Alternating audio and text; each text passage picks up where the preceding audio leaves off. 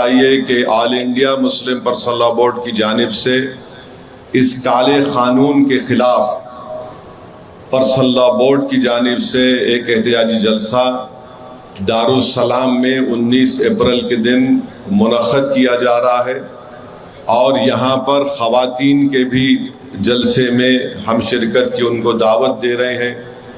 ایک علیحدہ حصہ یہاں پر مختص کیا گیا ہے۔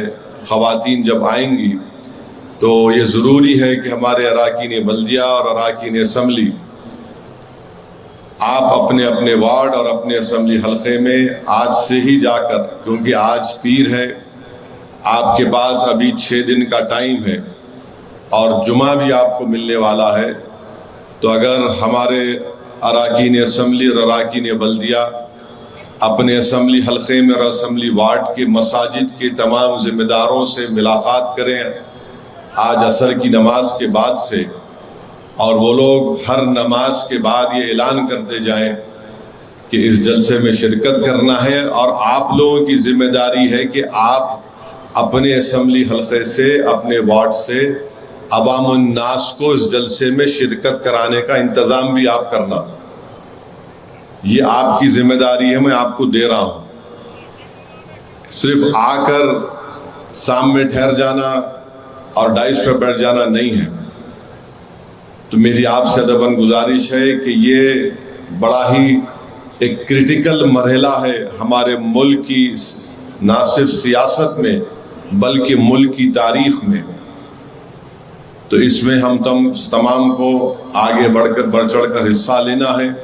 بلکہ میں تو تلنگانہ کے اضلاع کے مجلس کے ذمہ داروں سے بھی کہوں گا کہ اگر آپ کے پاس وقت ہے تو آپ آئیے، گاڑی کریے، گاڑی میں بیٹھیے اور اس جلسے میں شرکت کریے، بلکہ اپنے ساتھ اپنے تمام ذمہ داروں کو لے کر آئیے، کیونکہ آپ کی جماعت کے ہیڈ کوارٹر کے اوپر All India Muslim Personal Law Board کا جلسہ ہونے جا رہا ہے۔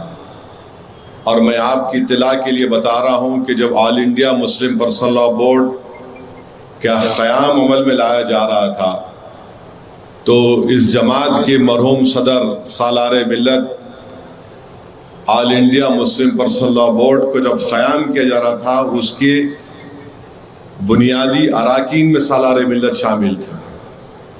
تو اور All India Muslim Personal Law Board Hindustan کے 18 کروڑ مسلمانوں کی ایک آواز ہے، وہ ہماری نمائندگی کرتی ہے۔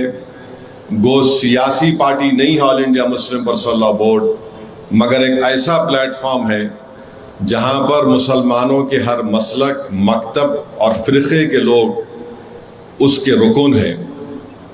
اور صدر صاحب کا تعلق سرزمین حیدرآباد سے ہے، تو ہماری اور حیدرآباد کی عوام کی ذمہ داری ہے کہ وہ اس جلسے کو کامیاب کریں۔ اور ساتھ ہی ساتھ میں آپ سے یہ بھی کہنا چاہوں گا، حیدرآباد کی عوام سے اپیل کرنا چاہوں گا کہ وہ اپنے گھروں سے نکلیں اور اس احتجاج کو کامیاب کریں، چاہے نوجوان ہوں، چاہے خواتین ہوں، چاہے ہمارے ضعیف حضرات ہوں، تکلیف ضرور ہوگی، مگر یہ ظلم کیا جا رہا ہے، اس کالے قانون کے خلاف ہم کو اور آپ کو آواز اٹھانا ضروری ہے۔ میں ہمارے مجلس اتحاد المسلمین کے ان تمام اراکین اور صدر معتمدین سے بھی اپیل کروں گا جو اس اسمبلی حلقے جات سے ان کا تعلق ہے جہاں پہ ہمارے کوئی رکن بلدیہ بھی اگر نہیں ہے، مگر ان کی بھی ذمہ داری ہے کہ وہ اپنے اپنے بوتھ کے جہاں پر عوام رہتی ہے اور جہاں پر وہ رہتے ہیں، وہ تمام لوگوں کو اس سے باخبر کریں، مساجد کمیٹی کے ذمہ داروں سے ان سے ملاقات کریں، ان سے اپیل کریں کہ وہ بھی آئیں، اور وہاں کی عوام کو بھی آپ دارالسلام کا رخ کرائیں تاکہ ہم اپنا احتجاج درج کروا سکیں۔ اور میرے عزیز دوستوں اور بزرگوں، یہ کالا قانون ہے، اس کالے قانون کی وجہ سے ایک تو ناانصافی کی جا رہی ہے، دوسرا پورا منصوبہ بند طریقے سے یہ جو قانون بنایا گیا ہے اس کے ذریعے سے مساجد کو چھینا جائے گا، درگاہ اور خانقاہوں کو چھینا جائے گا، امام باڑوں کو چھینا جائے گا، قبرستانوں کو ختم کیا جائے گا۔ مجھے افسوس ہوتا ہے اس بات کا، میں ایک بحیثیت خادم کے آپ سے شکایت کر رہا ہوں، عوام سے شکایت کر رہا ہوں۔ سب سے پہلا جلسہ اس وقت بل تھا، محبوب نگر میں ہوا تھا، جس میں صدر All India Muslim Personal Law Board بھی شرکت کیے تھے۔ مجلس کے ہر جلسے سے، ہر ٹی وی انٹرویو سے مجلس یہ پکار کر کہہ رہی تھی کہ جاگو جاگو جاگو، دیکھو یہ ہونے والا ہے، مگر آپ خواب غفلت سے بیدار نہیں ہونا چاہتے تھے، کیونکہ مخالفین مجلس یہ پروپیگنڈا کر رہے تھے، ارے یہ جذباتی تقریر کر رہا، یہ ڈرا رہا ہے۔ مجھے اچھی طرح یاد ہے کہ مہاراشٹرا کے الیکشن میں ممبئی میں نے اپنے تقریر میں کہا، یاد رکھو تم اس وقت بیدار ہوگے جب تمہاری درگاہوں، خانقاہوں اور مساجد پر لا کر نوٹس لگا دی جائے گی کہ یہ وقف پراپرٹی نہیں ہے، گورنمنٹ پراپرٹی ہے۔ مگر ہم اتنا آرام میں ہیں کہ ہم کو فکر ہی نہیں ہے۔ میرے بھائی، زندگی کا ثبوت دو۔ آپ یاد رکھیے، ہم جو بات کہتے ہیں نا وہ سچائی پر مبنی ہوتی ہے۔ ہم آپ کو صرف جھوٹی جذبات میں لا کر آپ سے کوئی غیر غلط کام کروانے کے لیے ہم نہیں کہتے۔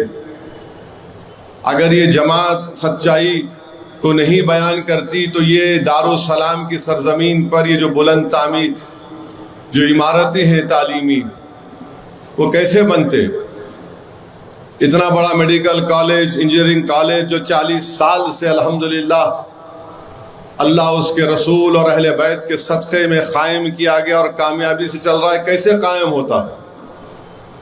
مجلس میں فرق یہی ہے۔ مرحوم قائد سالار کیا کہتے تھے، یہ عوامی جلسہ نہیں ہے، یہ مجلس کے صدور و معتمدین کا جلسہ ہے۔ میں آپ سے بھی مخاطب ہوں اور میری آواز جہاں کہیں پہنچ رہی ہے ان سے بھی میں کہنے کی کوشش کر رہا ہوں۔ سالار کے اس تقاریر کے گولڈن ورڈز بلکہ کہنا پڑے گا، سنہرے حرفوں میں لکھنا پڑے گا کہ سالار نے کہا، مجلس وہ ہے جو ہواؤں کو سونگ کر کہتی ہے کہ بارش ہونے والی ہے، مجلس وہ نہیں ہے جب جسم پر چھینٹے گرتے تو کہتی ہے کہ بارش ہونے والی ہے۔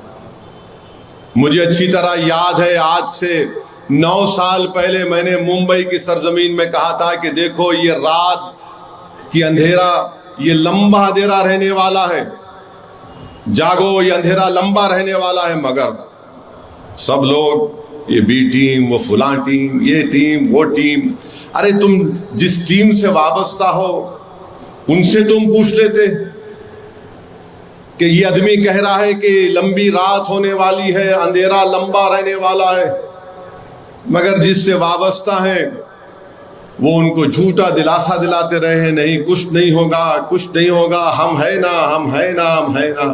آج دیکھو آپ یہاں تک آ گئی بات۔ اتنا گندا قانون ہے یہ، صرف مسلمانوں کی نفرت پر نریندر مودی ان کی حکومت نے قانون بنایا۔ جو سہولتیں، جو قانون ہمارے ہندو بھائیوں کے انڈومنٹ بورڈ میں ہیں،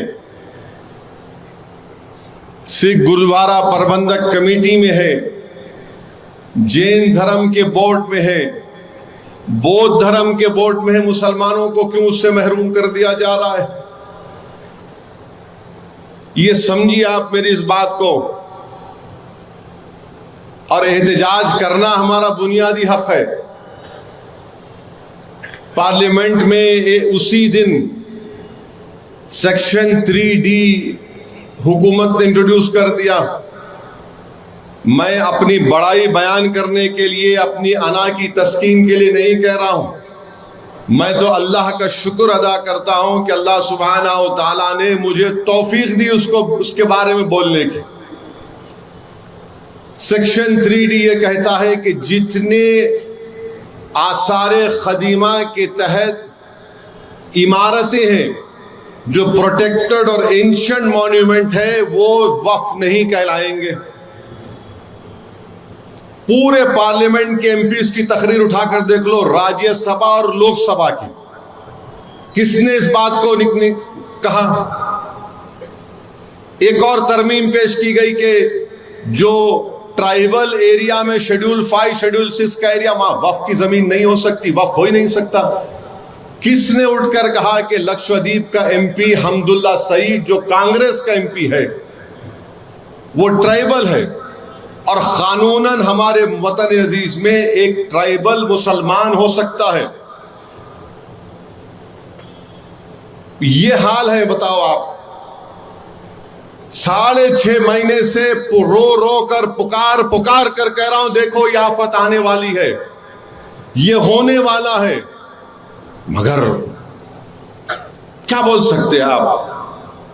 صرف میں اپنی پارٹی کے لوگوں کے سامنے آ کر اپنی دل کی بھڑاس کو نکال سکتا ہوں، ورنہ اگر کہیں باہر بولا تو بولیں گے ارے انہوں اپنا بڑا پن دکھا رہے، اپنا وہ فلاں کر رہے. میرے بھائی، پڑھنے کی ضرورت ہے، سمجھنے کی ضرورت ہے. اگر سمجھ میں نہیں آ رہا تو جو ہم سے زیادہ سمجھدار ہے، جو مجھ سے سمجھدار ہے، میں ان کے پاس جاتا تھا. آپ پوچھو حیدرآباد کے کئی ایسے سینئر وکلا ان کے پاس گیا میں. ایک نوجوان وکیل ہے، ان کے والد میرے دوست، ان کا انتقال ہو گیا، اللہ ان کی مغفرت کرے. ان کے بیٹے کے دفتر کو جا کر میں 4 گھنٹے بیٹھتا تھا. دلی میں وکلا ہے شمشاد صاحب، فضیل ایوبی، میرے چھوٹے بھائی سید نظام پاشا، اللہ ان تمام کے درجات کو بلند کرے. اتنا تنگ کرتا تھا میں ان کو کہ بھائی یہ ہے، بتاؤ کیا ہے. اتر پردیش کے ظفیر فاروقی صاحب، مگر ہم لوگ بیداری نہیں ہوتے نا. اب میرے خلاف بول رہے ہیں، ارے میرے خلاف بولو، تھوکو، جو کرتے کرو، مگر تم میرے خلاف بول کر یہ ثابت کر رہے ہو کہ تم نریندر مودی تمہارا متولی ہے. بولو میرے خلاف، میرے کوئی فرق نہیں پڑتا. میری سیاسی زندگی کا آغاز کوئی چمن سے نہیں ہوئی ہے. 1994 میں ایم ایل اے بنا، اللہ نے مجھے بنایا. میں اکیلے ایم ایل اے تھا جب یہ کوئی ایم ایل اے نہیں تھے. میں جانتا ہوں ایک ایم ایل اے اللہ نے رکھ کر سالار کو 96 کا پارلیمنٹ الیکشن جتایا، اللہ نے 98 کا پارلیمنٹ الیکشن جتایا اور 99 کا پارلیمنٹ الیکشن جتایا. تو مجلس کا میں خادم تھا، ہوں اور رہوں گا. اب میرے خلاف بولے جا رہے ہیں. بولو بھائی. سالار بھی کہتے تھے کہ اب یہ میری عمر دریافتی کی نہیں ہے،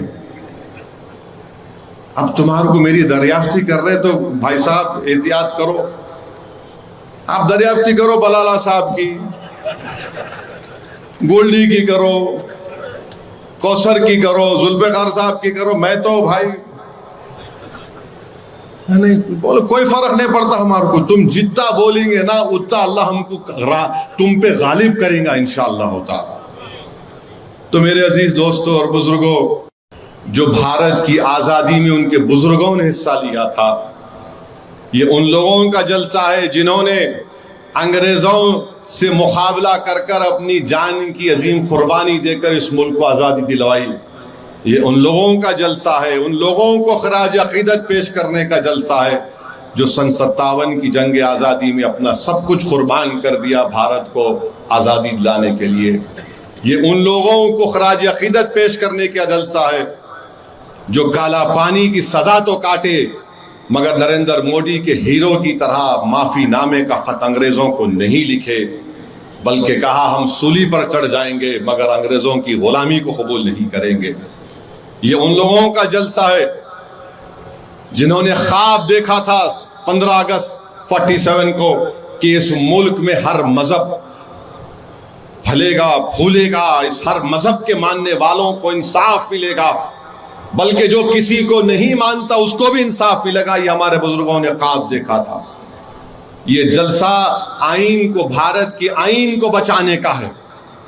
یہ جلسہ جو 19 تاریخ کے دن ہو رہا ہے اور جتنے احتجاج ہوں گے اس کالے قانون کے خلاف، یہ ہمارے آئین کو بچانے کے لیے کیا جا رہا ہے. اگر آئین بچے گا تو بھارت بچے گا. آئین بچے گا تو دلت، مسلمان، آدی واسی، ان کے حقوق کا تحفظ ہوگا. تو میری آپ تمام سے اپیل ہے کہ صرف جلسے میں شرکت نہیں کرنا بلکہ لوگوں کو لے کر آنا، اور گاڑی اور بس اور ٹو ویلر کی پارکنگ کی ذمہ داری جناب رحمت صاحب MLC اور جناب ماجد حسین صاحب کی رہیں گی. آپ لوگ دیکھیے آغا پورا میں ویٹرنری ہاسپٹل ہے، گوشہ محل کا گراؤنڈ ہے، رابطہ کریے حکومت کے ذمہ داروں سے، یا پھر نامپلی کا کالج بھی ہے تاکہ لوگ اپنی گاڑی وہاں پر رکھ سکیں.